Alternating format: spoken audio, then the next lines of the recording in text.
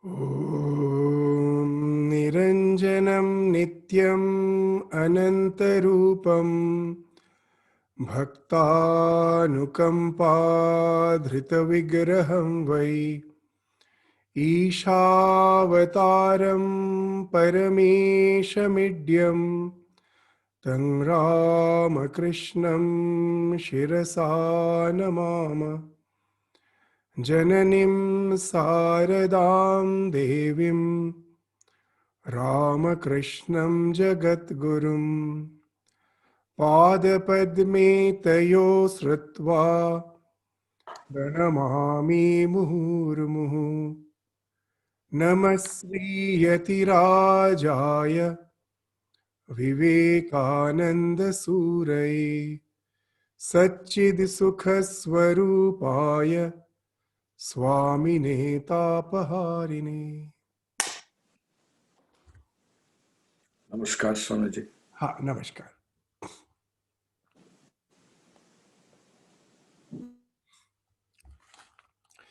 So now we are going to continue with our study of Karma Yoga. We were studying the third chapter of Swami Vivekananda's Karma Yoga, the secret of work. And we found that this chapter started with the idea that there are three types of help: the physical help, the intellectual help, and the spiritual help. And Swamiji was indicating that the spiritual help is the best help because that can remove the wants, the necessities of life permanently, which can give us the ultimate fulfillment.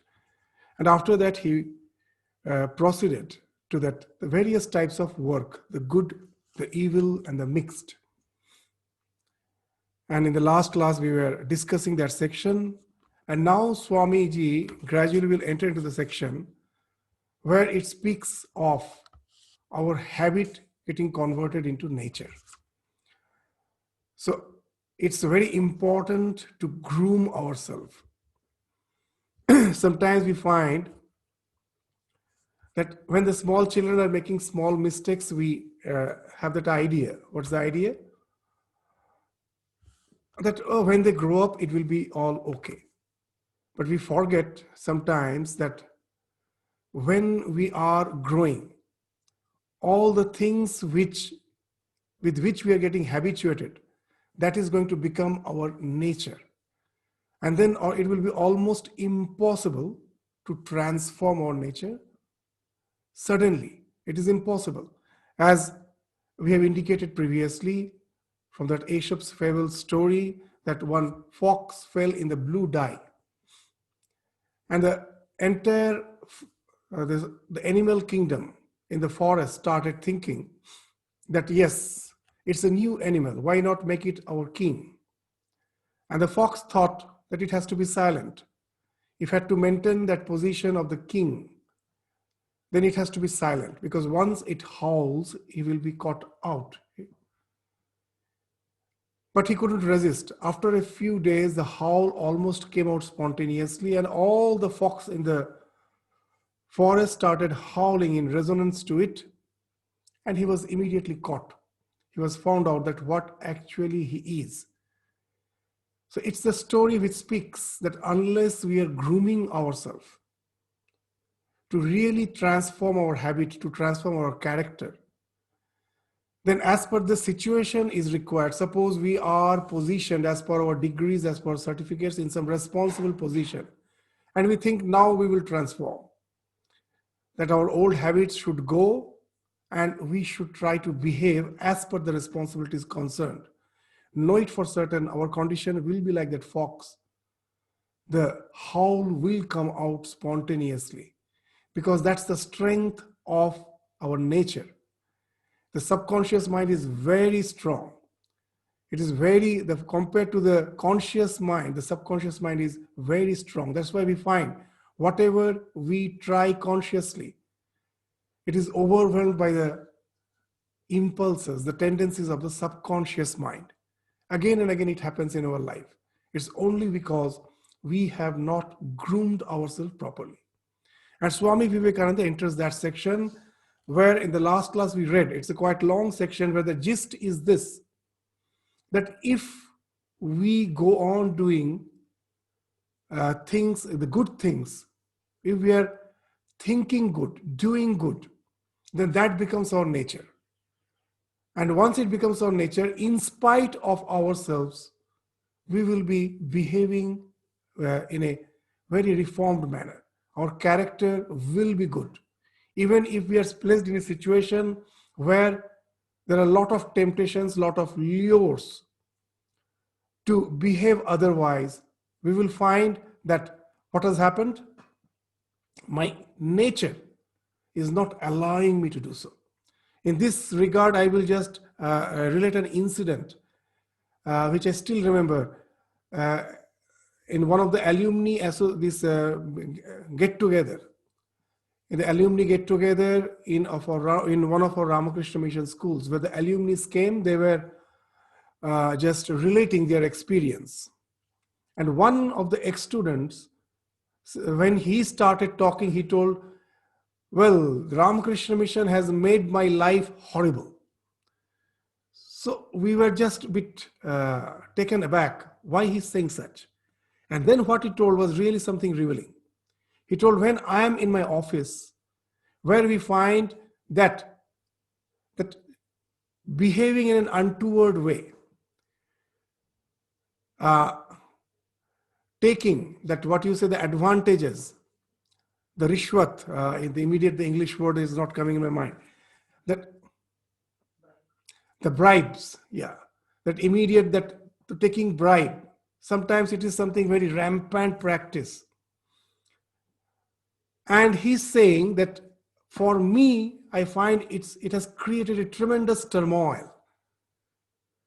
That, the system is such that the bribe amount is shared by all and it goes to you even if you don't want, so that all keeps quiet. And he says others accept it so easily. For me, it creates a tremendous turmoil only because I was groomed in Ramakrishna Mission. It never allows me to be at peace, but others are quite happy with it. So then we understood that what he's saying is something actually good, not something against us.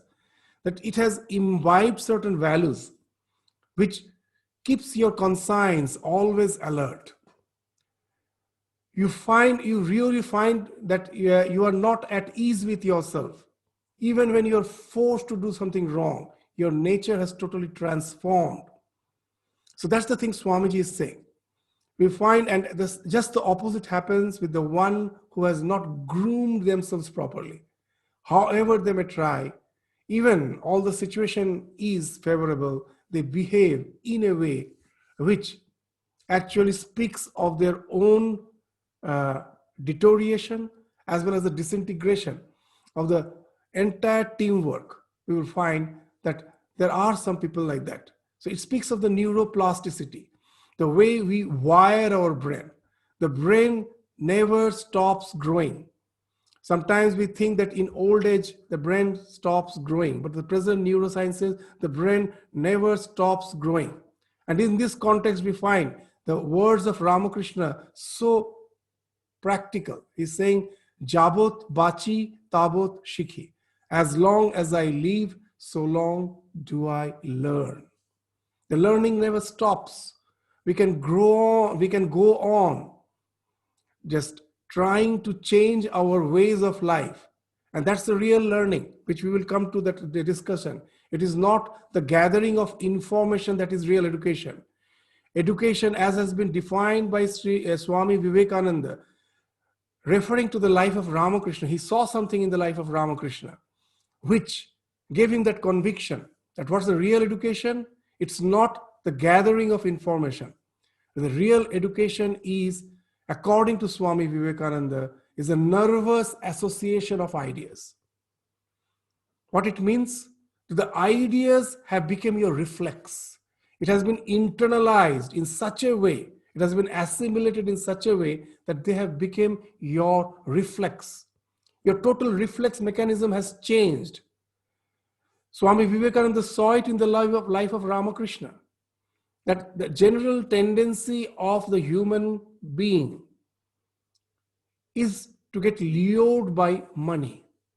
And he saw in Ramakrishna's case, the total reflex has become just the opposite.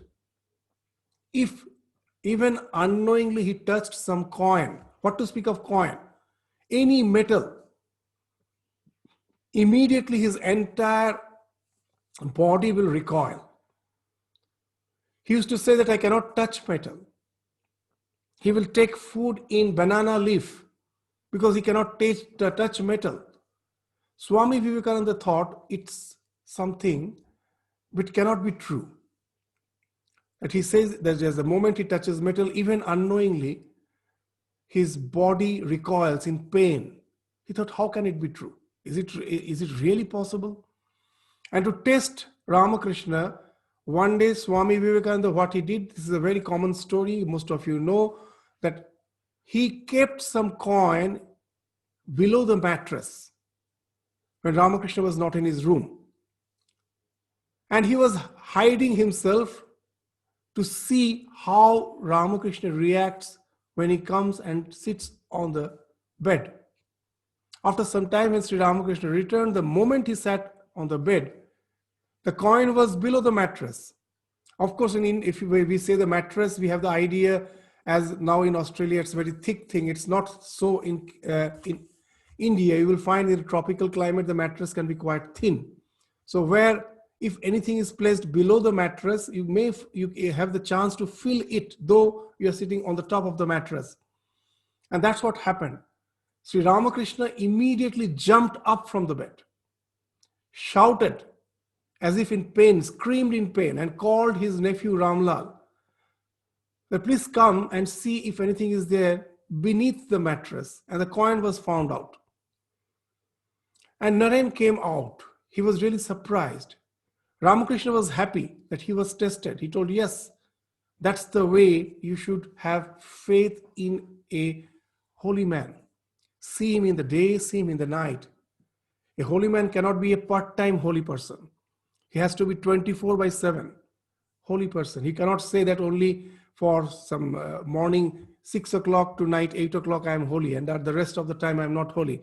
That cannot be in any way the sign of a holy person. The real holy person is 24/7 holy man. That's what Sri Ramakrishna is saying. Sadhu ke dine dekhbi, rate dekhbi, tobe sadhu bole janbi. That see him day in and day out, and then be convinced of the fact that he is a real holy man. So he was very happy that he was tested. And Swami Vivekananda now learned that what real education is. It is a nervous association of ideas. Seeing Ramakrishna. Ramakrishna used to say a wonderful thing. Seeing the people of Calcutta, the so-called educated people of Calcutta, when he started intermingling with them, he started saying a very interesting thing. He used to say that what's the education of this so-called university people, all those who are coming out of these universities, they have such big degrees, they are all placed in the society in such high position, reputable person. But their condition is like a vulture, he used to say. The vulture soars very high in the sky, but its focus, it has a very sharp eyes. It is flying so high up in the sky, but its focus is in some dungeon, down on the earth, in some dungeon where there's some rotten flesh. His focus is there. He's searching for that, though he's soaring very high. That's the example Ramakrishna used to say, that what's the thing? That for us in the present age, education has something to do with just the gathering of the information, to develop certain skills. It has nothing to do with the transformation of our nature.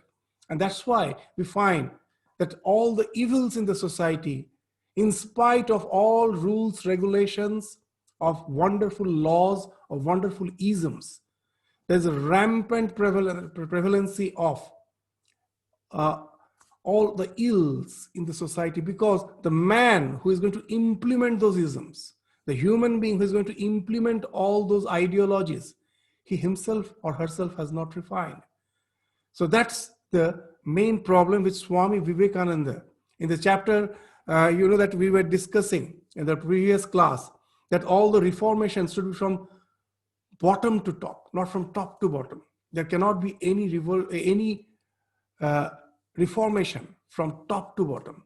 It has to come from within. The human being has to be illumined. He has to change his nature, and then only the society can change. And that's why Swami Vivekananda is bringing this topic in the discussion. So now we will refer with this introduction, we will go to the text, refer to the text, and continue with our further discussion.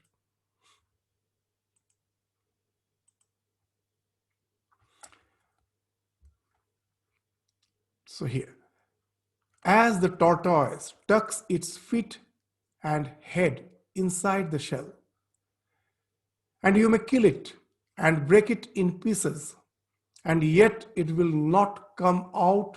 Even so, the character of that man who has control over his motives and organs is unchangeably established. So here actually Swami Vivekananda is quoting from one of the slokas of Bhagavad Gita. Yada sangharate chayam kurmonganiva sarvashah indriyanindriyarthebhya stasya pragya pratishtita. So one who is able to withdraw the senses from their objects, just as a tortoise withdraws its limbs into its shell, such a person is established in divine wisdom. So it's a really one of our moments. You will find these are the ideas which you'll find in all the perennial scriptures. So this is the basic thing. Even in the present, in the West, what happened when America was rising, when Swami Vivekananda was in the West, we find the states is believing in the idea of freedom. That you shouldn't restrain yourself in any way. Why should you restrain your senses? For them, freedom meant freedom of the senses. Actually, the real freedom at which all the scriptures speak of is freedom from the senses. But somehow that new nation, the bubbling new nation, thought the real freedom means freedom of the senses. There's a huge difference between these two. To be freedom from the senses means, you all understand, to transcend the so-called the needs of the senses. You have disciplined yourself in such a way. The instincts, the impulses have no control over you. It is the you who have control over them. In this life, we know that there's wonderful saying in English that if you make the mind your master, know it for certain, it is the most tyrannical master. And if you can make it your servant, it is the most obedient servant. So that's the thing which that nation was yet to understand, the bubbling, rising nation. And Swami Vivekananda, when he was delivering a lecture, and the topic of renunciation came, he was eulogizing this renunciation, which is, you will find, the basic tenet in all the perennial philosophies of the world. The idea of detachment, of renunciation. And suddenly one young fellow who was in the audience stood up and just interrupted Swamiji by saying, Swami, it seems you're from the medieval ages. In America, we speak of freedom. It seems you are coming from the medieval ages to preach us about renunciation. Being interrupted, Swami Vivekananda stopped, paused for a while. He was pacing up and down the dais. And then, as if in response to that young boy's interruption, what he told was something very, very significant. It was not a part of the lecture. This quotation we find in the New Discoveries mentioned. Swamiji told, prattle, babes, prattle. Yours is just 200 years civilization. have a civilization as old as ours, then you will understand the true significance of renunciation. So what he's saying, prattle, babes, prattle. So what is the prattling? Prattling we all know. Even in our house we find the young ones are growing and seeing their untoward ways. Sometimes the parent tries to just instruct them, admonish them by saying that that's not the way, it is going to harm you. And immediately the child, you will find, it's a very common thing, will start delivering a lecture to their parent. Well, you are off-dated. You are of the another generation. You don't know the ways of life of the present generation. It's all okay. At last, the parent finds it is almost impossible to explain to the children. And then the parent says the same thing as Swami is saying to the entire nation, prattle. You think that you are as if speaking some wise words of wisdom, but it is just mere prattling.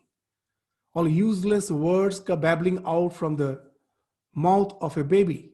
So prattle, babes, prattle. You have no experience. Yours is just 200 years civilization.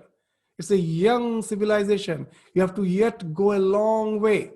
Yours is just 200 years civilization. Have a civilization as old as ours. From the Indian background, he was saying, then you will understand the true significance of renunciation. Why we are just indicating this? So the entire nation need not have to wait long. In just another 100 years after the passing away of Swami Vivekananda, I myself have watched a movie produced by the American government. When I was in India, in one of the IITs, I saw that movie. I was there, and by chance that the movie was that day been shown to the students there, and I was there. I also saw that movie. The name of the movie is 2 million minutes. 2 million minutes.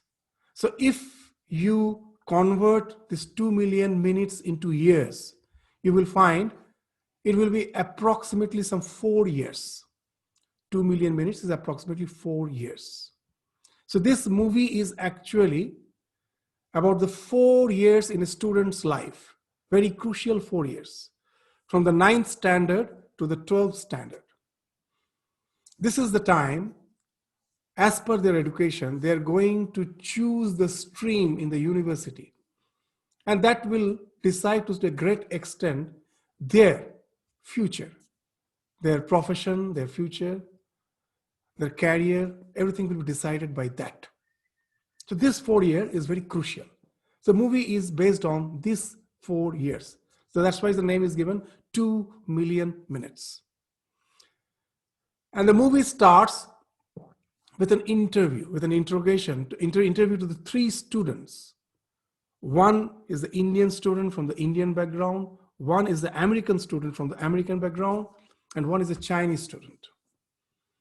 And now the one who is the interviewer, who is just interviewing, he asks the same question to all the 3. Well, what's your aim after the 2 million minutes? So all these 3 students were in the 9th standard, just they have been promoted to the 9th standard. So they have now already started developing their the ambition that what they're going to do in future. So that's the time when this question was asked. So what's your plan after the 2 million minutes? What you want to be? The American student replied he wants to get admitted to MIT, the Massachusetts Institute of Technology, the most reputed institute of technology in the world. Very good. The Indian student, almost the same type of ideal, he also expressed that he wants to get admitted in IIT, the most reputable institute of technology in India. The Chinese student also, the same way, just told that he wants to get admitted in the most reputed technical institute in Beijing. Well, now they started showing the life.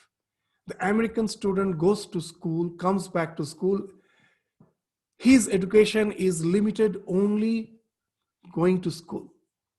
After coming from school, now he is a teenager. He has the freedom. Now no one can just restrict him. He has the freedom to move out, to socialize, to go for parties. And that's what they're showing, that he's quite happy with that freedom. He's quite happy. He's leading that free life, which of course speaks of freedom of the senses to a great extent. Now they show the life of the Indian student.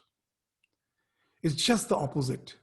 There they show for the Asian countries, for India, for China, the mother is a tiger mother. Right? She is just the tiger. So there they show that strict regimentation. The child comes back and under the strict vigilance of the parent, they come, they sit for their studies, most probably some little time they have spent with the friends, then they come back.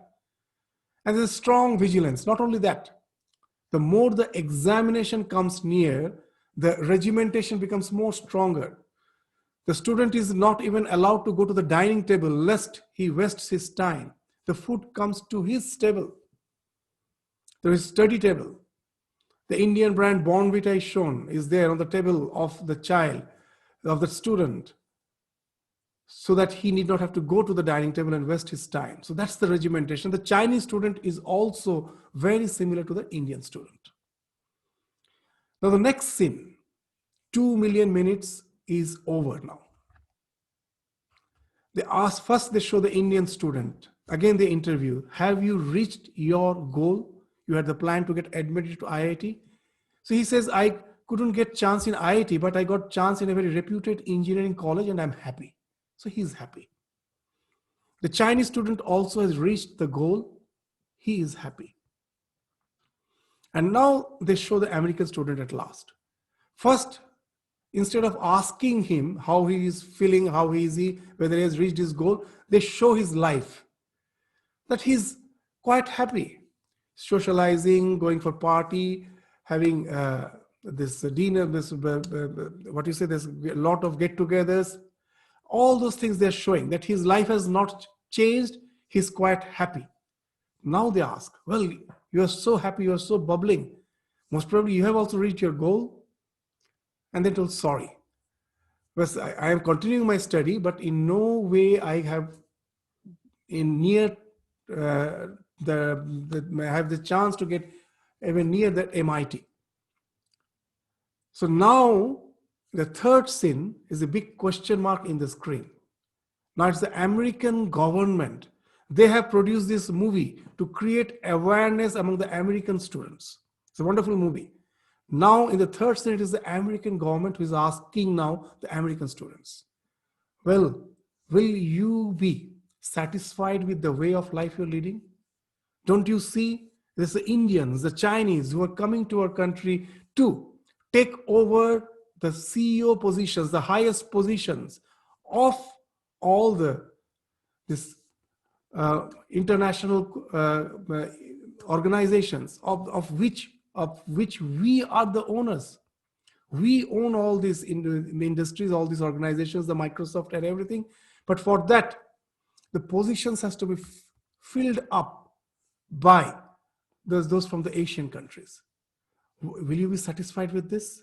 Don't you think there should be some change in your ways of life? So now you refer to the Swamiji's quotation. Just 100 years back. Prattle, babes, prattle. Yours is just 200 years civilization. Have a civilization as old as ours, then you will understand the true purport, the true significance of renunciation. So we cannot build our life. Even in psychology, we will find that there's a lot of research is on delaying the gratification.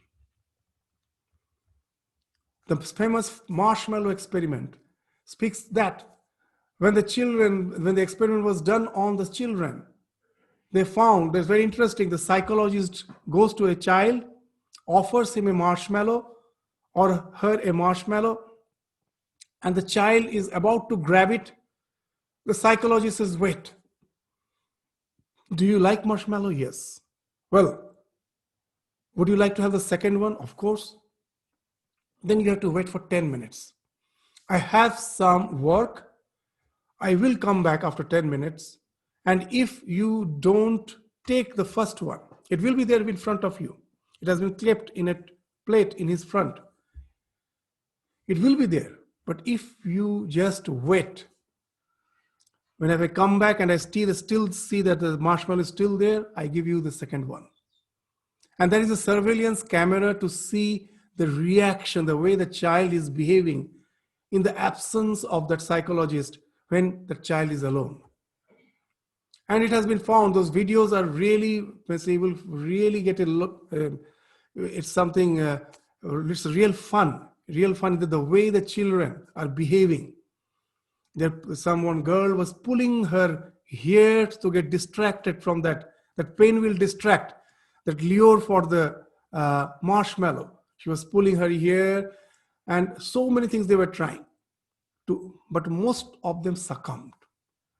Even though they knew that if they wait for 10 minutes, they're going to get the second marshmallow, most of them succumbed. They took it. Only a few could somehow resist that. The experiment doesn't end here. Now, all the children on whom this experiment was done, they kept a track that how they are performing in their studies, in their life. After 10, 15 years, a wonderful thing was found out. It was those children who could delay their gratification. It is they who have really prospered in life. It's not the one who had high IQ, high intelligence. We generally have the idea that the high IQ is the primary factor. No. The primary factor is this faculty of delaying the gratification, which really decides our course in life. It's a modern research on psychology. The marshmallow experiment, you can go to the YouTube and find out. And what they're saying, that what makes these young ones who can delay their gratification to really prosper in life, the very simple fact that they are not myopic, they are not short-sighted, they can see what's waiting for them ahead. They are not lured by the short-term games, because the long-term games are always in their awareness. That's a simple fact of life. Renunciation is not something negative. It is something positive. Renunciation means I renounce something trivial for something which is really a treasure. That's the renunciation. I'm not really just renouncing something. I'm renouncing something trivial for something great. Just there's a wonderful way of saying it, that one person went to a renunciate, a monk, and told, "Oh, you are great." Well, why? Because you have renounced everything. And the monk replied, "It is not me, it is you who have renounced." And the man was really surprised. He asked, How come? How come I have renounced?" Then this monk replied very nicely, "I have renounced something trivial for something which is the real treasure. And you have renounced something which is the real treasure for something which is trivial. Now say whose renunciation is great." So that's the idea. So if we know that this is waiting for me ahead, then this so-called controlling ourselves becomes something which is having no negative implications. It is actually having all the positive implications. It is going to build our life. It is going to build our character. And that's the thing which has been indicated in this sloka in Bhagavad Gita, that just the way when the tortoise is in danger, immediately it will withdraw its limbs within the shell. Even if you just if you kill it, still it won't come out. It just withdraws. So Bhagavad Gita gives that allegory. A person who, just like the tortoise, can withdraw his senses whenever the allurements are there, know it for certain, he is established, his pragya is established, his wisdom is established. No one can shake him. And such are the persons who are the real educated. Unless the entire world, in the global scenario, this thing gets importance in our process of education. We can never get rid of the distensions, that there's so much of turmoil, dissension, all the evil practices which is going on in the society. It's one of the basic thing which is the prime factor of education, this internalization of the values. So that's the thing which is Swamiji is indicating. He controls his own inner forces and nothing can draw them out against his will. By this continuous reflex of good thoughts, good impressions, moving over the surface of the mind, the tendency for doing good becomes strong. And as a result, we feel able to control the indriyas. Just we told. So is what is good? Anything which leads to long-term happiness. What is evil? Which lures us for the short-term happiness, forsaking the long-term ones. Those are all evil. In short, we can just say that. So constant, and for that, to get established in that goodness, we have to work out. At the beginning, it may not be something which is very pleasurable. That's why in Bhagavad Gita, how nicely they have distinguished between Sattvic Sukha and Rajasic Sukha. Sattvic, the better one, the Sattvic Sukha. What is that?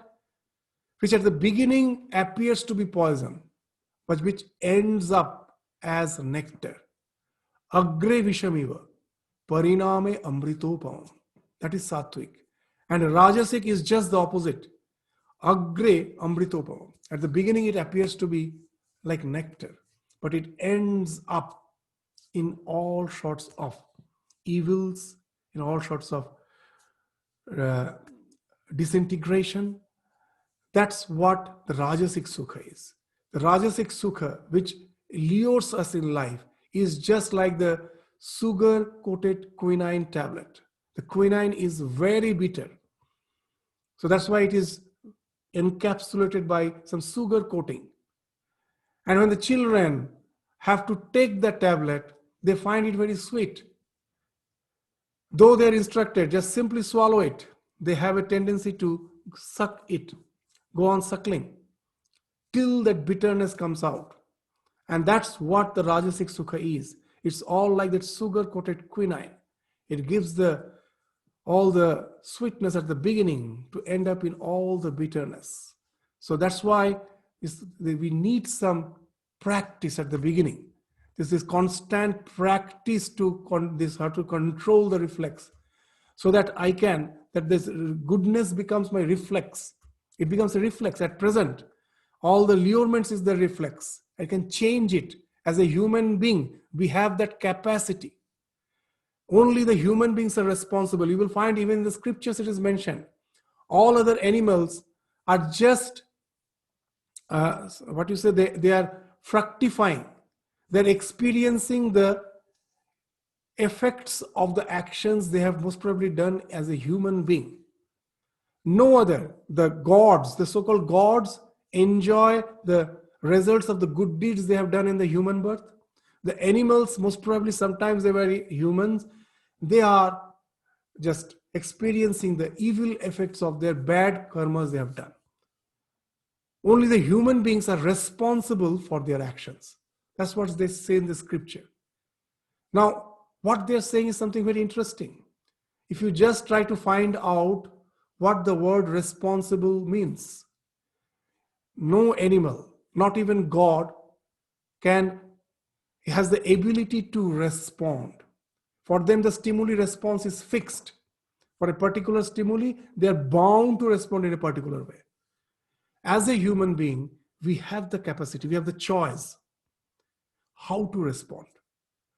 I'm hungry, I'm about to take my food, someone knocks the door and says, for few days I haven't had any food, I'm starving.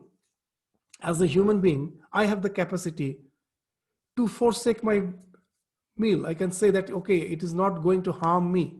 I can forsake one meal. I can give it to him. Or I can simply kick him off. That what I do, this response is my choice. As a human being, I have that faculty. I can choose my response. I have the ability to respond in a particular chosen way. And that's what's the meaning of the word responsibility. Responsibility is responsibility. So we as a human being are the only responsible beings. The animals are just guided by their impulse. Even the gods are just guided by their impulse. The angels are guided by their impulse. Is we as the human being are responsible, the responsibility. And that's why that this has been indicated, that we have that capacity. Through practice, we can change our response. As a human being, we have that capacity. And that's why the Swami is indicating here, this continuous reflex of good thoughts. That's the sadhana. That's the practice. But with my will, I just go on doing it. What is will today gets converted into reflex tomorrow. All the will becomes spontaneous tomorrow.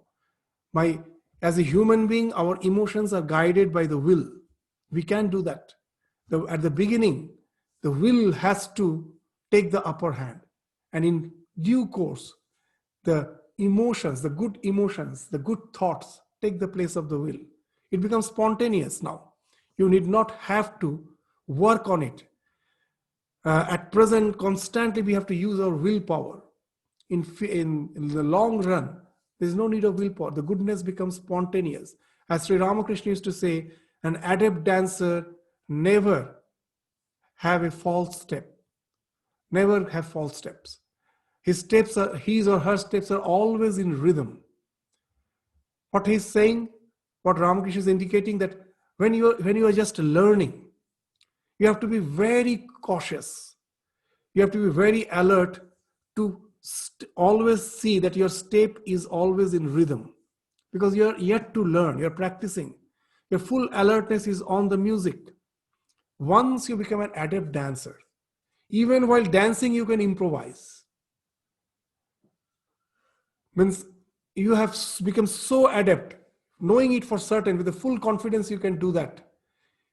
Even if your mind is not totally on the music, you're teaching your students, you're talking to them, you're instructing, but still your feet will be in the rhythm, because now this has become spontaneous. So if you're an adept dancer, there is no chance that your feet will fall out of rhythm. It is always in the rhythm. So if adept dancer never have false steps, that's what Ramakrishna used to say. And that's what is indicated. You have already practiced, and now the goodness has become your reflex. So thus alone will character be established. Then alone man gets to truth. Such a man is safe forever. He cannot do any evil. You may place him in any company, there will be no danger for him. So after this now, Swami Vivekananda will enter into this spiritual aspect of karma. There are two things. That first we have to try to be good. But the real me is beyond good and evil. To get established in my spiritual dimension, I have to even forsake the good. I have to try to reform myself by practicing goodness, to just get rid of the evil. And at last I have to even get rid of the so-called goodness to get established in my real nature. So now Swami Vivekananda will enter into that aspect of the karma yoga. There is a still higher state than having this good tendency. And that is the desire for liberation. You must remember that freedom of the soul is the goal of all yogas. And each one equally leads to the same result. By work alone, men may get to where Buddha got largely by meditation, or Christ by prayer. So what actually Swamiji is saying? That karma can lead us to the same goal as the Raja Yoga or Bhakti Yoga. Christ by prayer is Bhakti. Buddha by meditation is Raja Yoga. What actually it is in meditation, what we are trying to do, if you read the life of Buddha, the final, when he's going to the nirvana. What's his main practice? As he has discarded the so-called any idea of some spiritual entity, he started from bottom to top. The Buddha's the biggest uh, distinction of Buddha from all other spiritual tradition. All spiritual tradition starts from top, that there is God.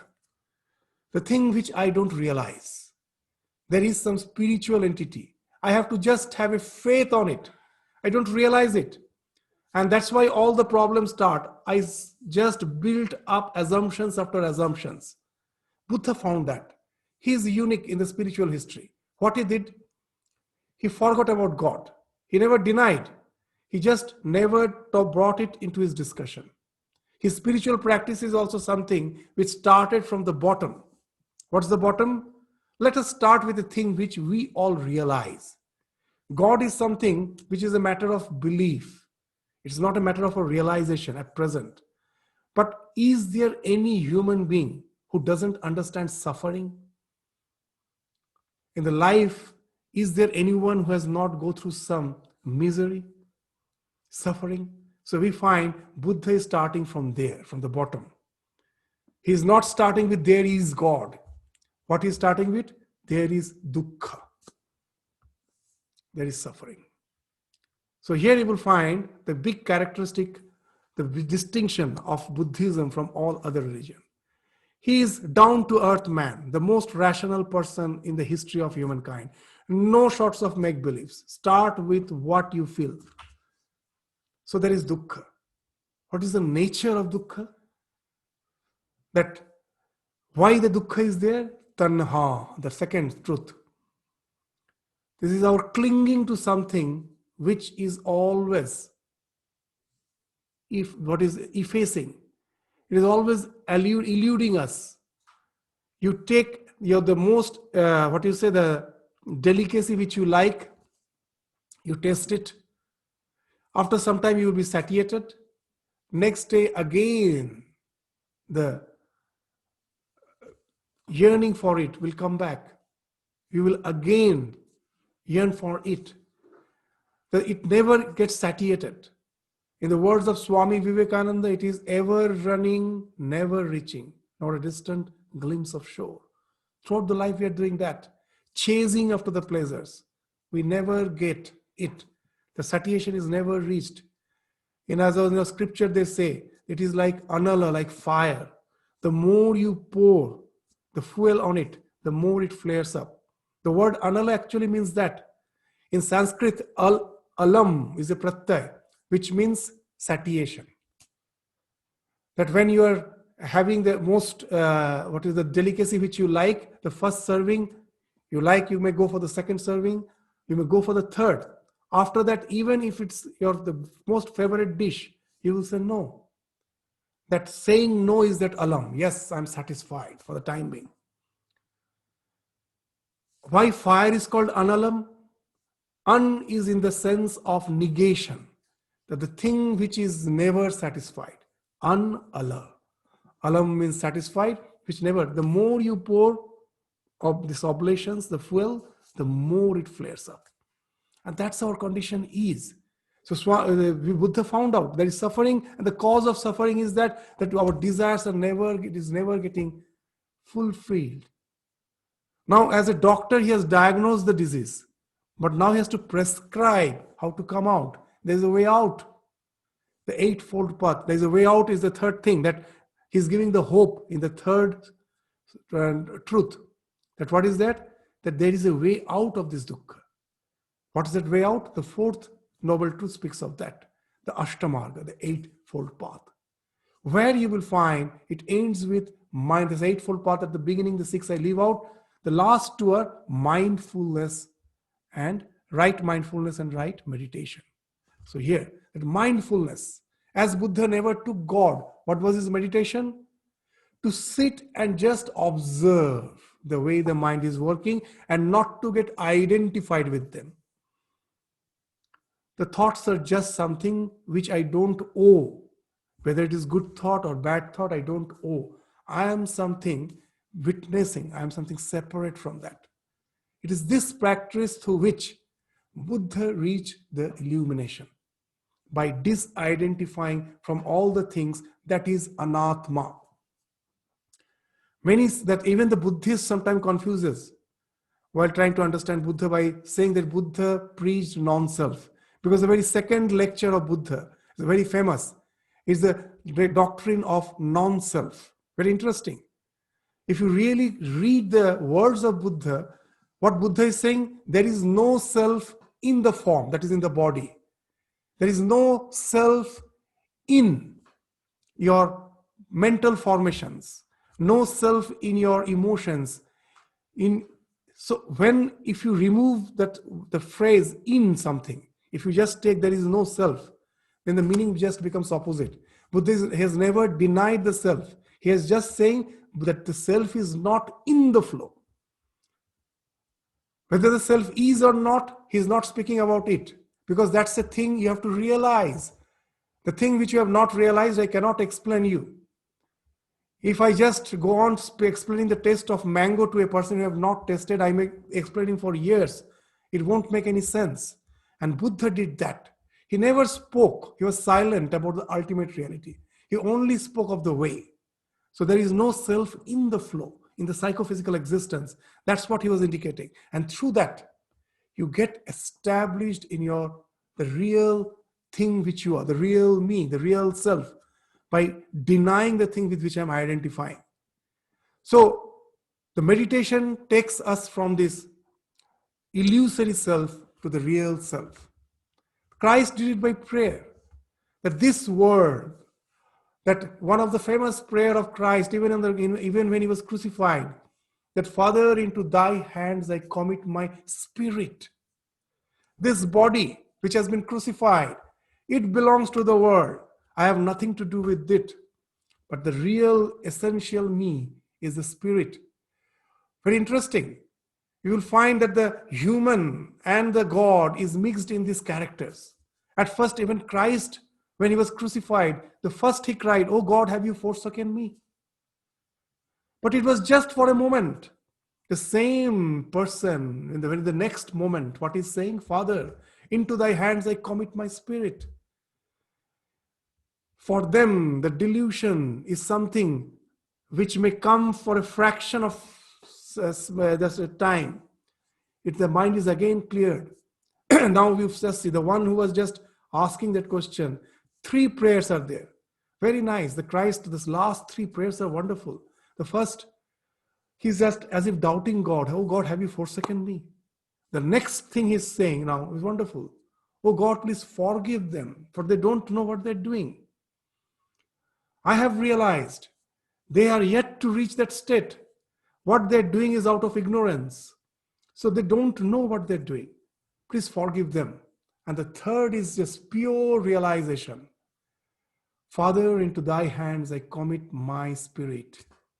So just the prayer also take there. You identify Jesus, this another famous saying of Jesus is that worship the spirit by the spirit. What we do actually, when we worship God, in the words of Swami Vivekananda, God is the means, world is the end. My body and the extension of my body, my pleasures. For that I pray to the God. I am worshipping the spirit for this material existence. But what Christ is saying is wonderful. Worship the spirit by the spirit. But you are essentially spirit. All these things you are asking for is just a bargaining, just like a way we bargain with a tradesman. That's not devotion, that's not prayer. The real prayer is the worshipping of the spirit by the spirit, where you have already disidentified yourself from your illusory self, which is identified with your psychophysical existence. You are disidentified. You are the pure spirit, which is always in association with that God, with the Supreme Spirit. And that way, you disidentify yourself from the illusory self. The work also does the same thing. It's not to get identified with the good thing, good works, good thoughts. It's just like the Swami Vivekananda will give that example. We will come. It's just like removing a thorn with a thorn. What are the good works meant for? That some, when walking through the street or walking through a forest, you have accidentally stamped over a thorny bush and a thorn has entered your skin. So what you do? You pluck another thorn from the same thorny bush, and with that you remove, you pierce, you just pluck out the thorn which has pierced you, and after that you throw both the thorns. Kata diye kata tola. With the thorn you pluck out the thorn. So evil thing has pierced me, pierced my being. As if to get rid of it, the good actions are necessary. But they are not the be all and end all. At last, we realize the way we don't owe the bad things, we don't owe the good things also. They are not me. Now both are thorns, I throw them off. And that's the liberation, which can be attained even by karma. Without meditation, without prayer, if I can do work selflessly, just without any expectation for the result, the same work can lead me to the liberation the way the Buddha's meditation or Christ's prayer can take me. The same way the work can also take. Buddha was a working jnani, Jesus was a bhakta. But the same goal was reached by both of them. The difficulty is here. Liberation means entire freedom. Freedom from bondage of good as well as the bondage of evil. The next line is one of the very famous quotation of Swamiji. The golden chain is as much a chain as an iron chain. Both binds, isn't it? So then he gives that example of the thorn. There's a thorn in my finger and I use another to take the first one out. And when I've taken it out, I throw both of them aside. I have no necessity for keeping the second thorn because both are thorns after all. And the same lines, even Buddha gives a wonderful example. In very simple words, he says, he is a fool who carries the boat in his shoulder after crossing the river. The boat was there to help you cross the river. It has nothing to do with your existence. No one carries the boat in his shoulder after crossing the river. His work has been done. It was there to cross the river. So all the good acts, good thoughts, good deeds are like the boat. They help us to cross the river. No one will be carrying the boat in his shoulder after crossing the river. So he's a fool who carries the boat in his shoulder after crossing the river. That's what Buddha is saying. So golden chain is also a chain, iron chain is also a chain. The evil things may be like the iron chain, the good are the golden chain. Both are chain. We have to burn out the chain. It has to be burned. And then what happens? The chain may have the appearance of a chain. But once you have burnt it out, it may look like a chain. A realized soul may look like us, an ordinary being. But that's the way the burnt out chain may look like a chain, but you cannot tie anything with it. It has lost, it maintains the same textures, the same linings, everything can be seen as it is. You may feel, oh, it is the same thing. But you just go and try to hold it and try to bind something, it immediately crumbles to dust. So it cannot bind. So our aim is not to become golden chain, is not to transform the iron chains to golden chain. It is a process, it has to be done. But after that, it has to be burned so that it loses the power to enchain us. So Swamiji gradually now will be going to that spiritual aspect. First, this goodness is necessary, just like the way we, put a fence around a sapling. For the sapling to grow into a tree, first we need a fence so that the grazing animals may not destroy it. There is a fencing. But once the tree has grown, there is no need of that fencing. If the fencing is still needed, means the sapling hasn't grown. That's what Sri Ramakrishna used to say. And Swamiji, how nicely used to say, it is good to be born in a church. By church, he means any religious organization, not only the Christian. Any religious organization, he is indicating by the word church. It is good to be born in a church, but it is horrible to die there. It is horrible. So the church is there to integrate our personality with the goodness so that we may not be destroyed by the evils. But there it doesn't end. Then we have to outgrow even the goodness also. We have to outgrow. And that's the real spirituality. So that's why it's good to be born in a church, but it is horrible to die there. So these are the quotations which you can relate with these words and try to find out what Swamiji actually is indicating. So the spiritual aspect of it, into which Swamiji is now entering gradually, we will take up again in the next class. With this, we stop our discussion today. Namaskar, Swamiji. Thank you. Hari Om, Swamiji. Hari Om. Hari Om. Thank you, Swamiji. Namaskar, Swamiji. Namaskar. Pranam, Swamiji. Namaskar. Namaskar.